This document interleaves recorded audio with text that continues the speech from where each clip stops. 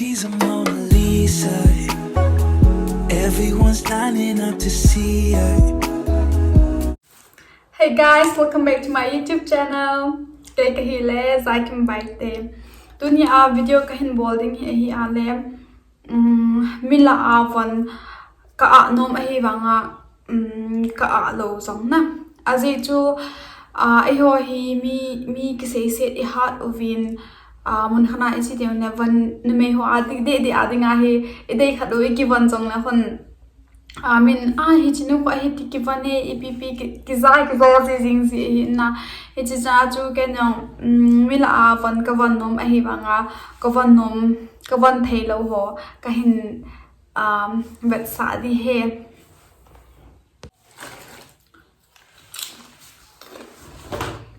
amas pena chu hi ale ji satin dress hi inna ahoyin hi wangin neu khat wang chu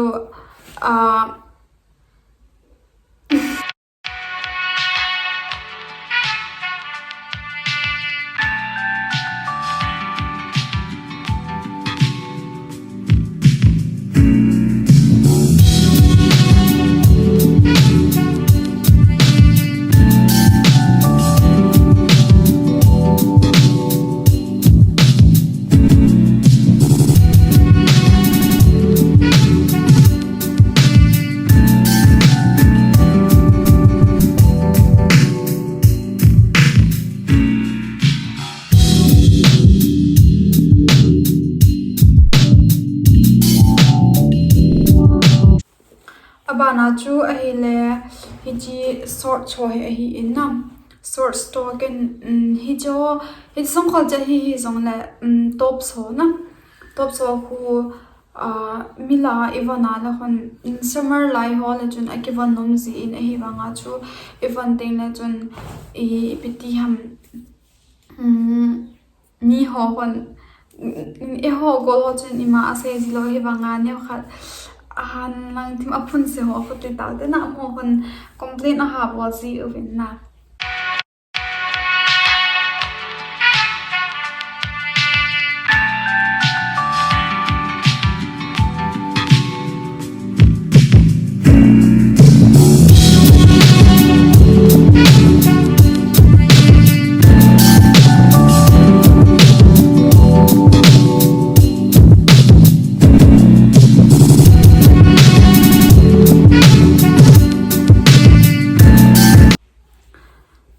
Abana chu ahile hiji songkhol hi ahi em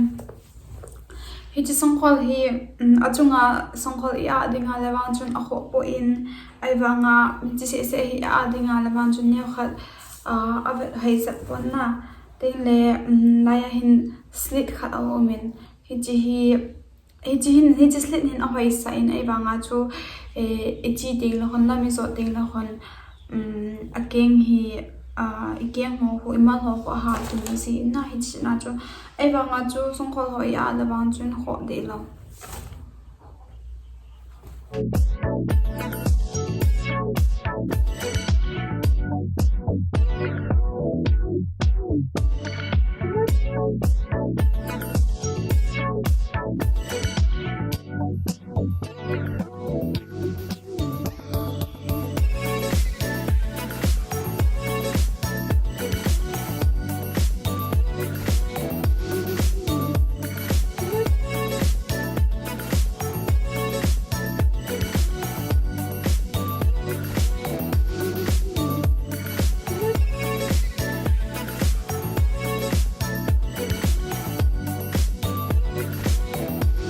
hiji songkhol hi ahi in hiji ale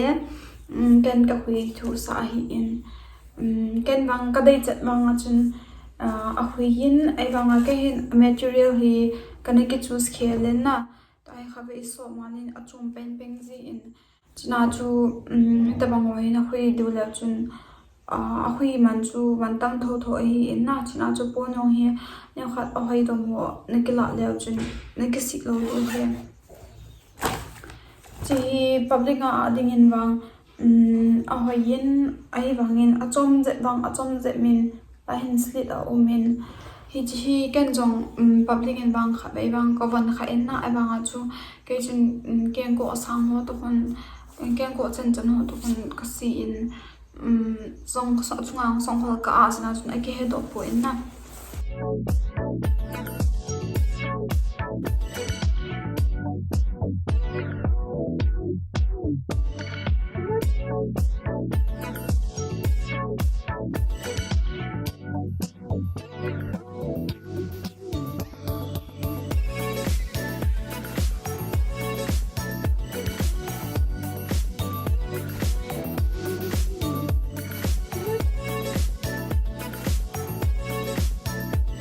aban ding ne hi chi sang khol hi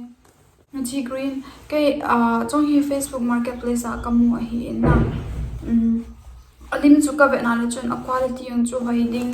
I khat ding to a kilovin ai wanga chun ke gin cha bang chu ana hi ta po in na I a zong ne sa thei lo alo na ding lo mi la la ki a thei di lo hi sna hi ti hi ka koi den da hi ta e